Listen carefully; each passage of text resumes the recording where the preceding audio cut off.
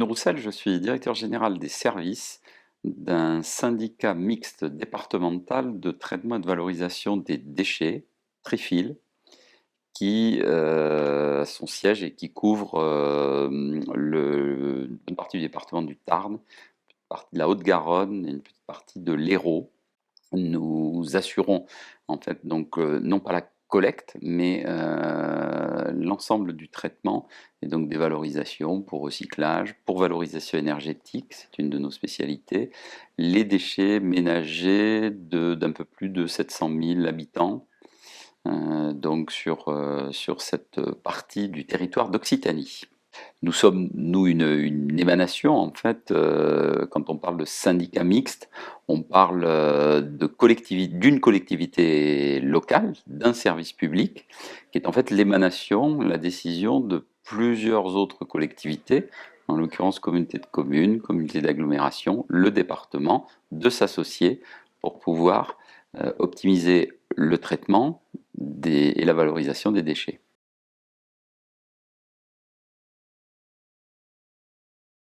Je crois que la prévention de l'absentéisme, ce qui, à la fois dans la démarche que nous avions engagée, que nous poursuivons avec Avazu, ce qui a été essentiel, c'est de pouvoir disposer d'éléments d'analyse, des éléments tout à fait factuels. Ce sont les données, en fait, hein. Aujourd'hui, dans ce monde de la data, on voit comme il peut être important, et en particulier dans la prévention de l'absentéisme, parce que la fourniture des données telles que nous avons pu les avoir nous a modifié notre vision. Je crois que c'est ce qui est vraiment important, c'est la modification de l'éclairage qui a pu être apporté sur le phénomène de l'absentéisme. On travaille, comme beaucoup de collectivités, nous avions des données sociales classiques, je dirais réglementaires, et nous avons pu disposer de chiffres beaucoup plus précis, beaucoup plus éclairants, et ça a été le début de notre démarche. Voilà. Le second élément qui je crois était important, ça a été de dire on fait un constat, donc avec, je le disais, des éclairages tout à fait nouveaux, et bien évidemment de nous interroger sur les capacités, la volonté que l'on avait de vouloir avancer parce que le sujet est particulièrement complexe. Et si en deux mots je devais résumer ce petit peu, c'est pas des conseils, ça serait prétentieux, mais ce qu'il convient de retenir, c'est que l'absentéisme, ce n'est ni une fatalité, ni une facilité.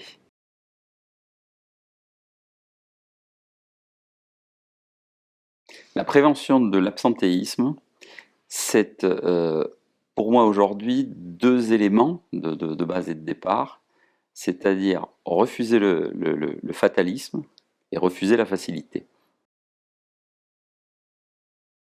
L'outil véritablement essentiel dès le départ que nous avons pu avoir, ce sont les données chiffrées, c'est-à-dire cet éclairage segmenté, selon l'expression consacrée, sur l'absentéisme. Très concrètement, on avait des taux d'absentéisme, des journées, et on a vu après l'étude d'Avazu apparaître des choses beaucoup plus précises sur les profils, les caractéristiques des publics les plus fragiles, des éléments donc chiffrés en ce qui nous concerne en particulier, un absentéisme de courte durée extrêmement faible.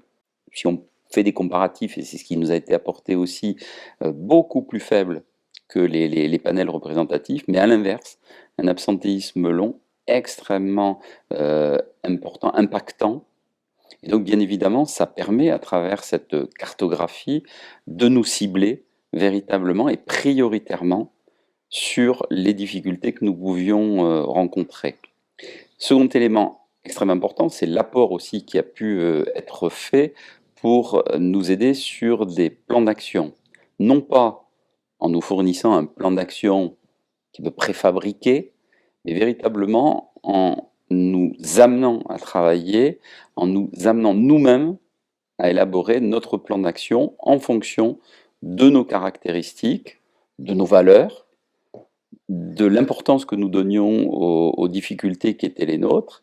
Et je dirais, puisque nous menons actuellement un très gros projet industriel, adapté aussi à l'élaboration de ce projet industriel. Ils sont intervenus, le processus était lancé, mais euh, il appartenait pour nous nécessaire, enfin, il nous semblait tout à fait nécessaire, pour ne pas dire impératif, d'engager des changements. On ne peut pas aujourd'hui faire évoluer le modèle industriel, économique qui est le nôtre, sans évidemment toucher à l'organisation du travail et aux questions que générait l'organisation du travail. Et parmi ces questions, celle de l'absentéisme et de ses conséquences avait été identifiée, et déjà depuis plusieurs années, d'où la nécessité de l'intégrer à ce changement, donc sur des leviers, hein, 6 leviers qui ont été identifiés pour que nous puissions donc progresser.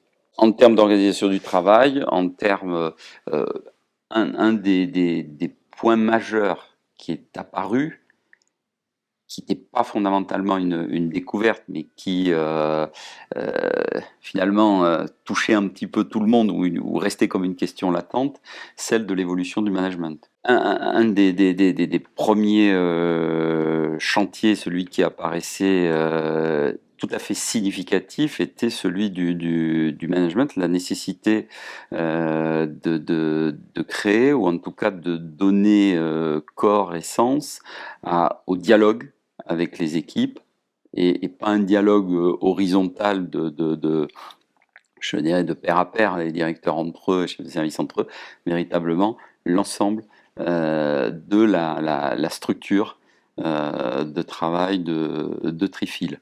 On a travaillé également, bien sûr, hein, quand on met en place un nouveau projet industriel, sur toutes les conditions de travail. On a beaucoup investi, beaucoup travaillé sur cette question-là. Mais là aussi, ce qui nous a été un apport significatif, c'est la méthodologie. C'est-à-dire, plutôt que de travailler avec uniquement des experts, finalement quelque chose en partie externe, bureau d'études, on a totalement associé également nos équipes dans une démarche d'auto-analyse de leurs pratiques et de fait de correction de situation en termes de sécurité, en termes de pénibilité et de façon plus générale de bien-être au travail. Voilà des exemples sur les leviers aujourd'hui sur lesquels nous travaillons. C'est totalement alimenté effectivement par le terrain, des questionnements. Ça peut être aussi des questionnements, bien évidemment, de l'encadrement, hein, mais en tout état de cause, ce sont les acteurs eux-mêmes qui deviennent euh, agents, acteurs de la réflexion et de l'action que nous engageons. Le point de départ, c'est de considérer que l'absentéisme n'est pas un fatalisme. Ça sera le point de départ.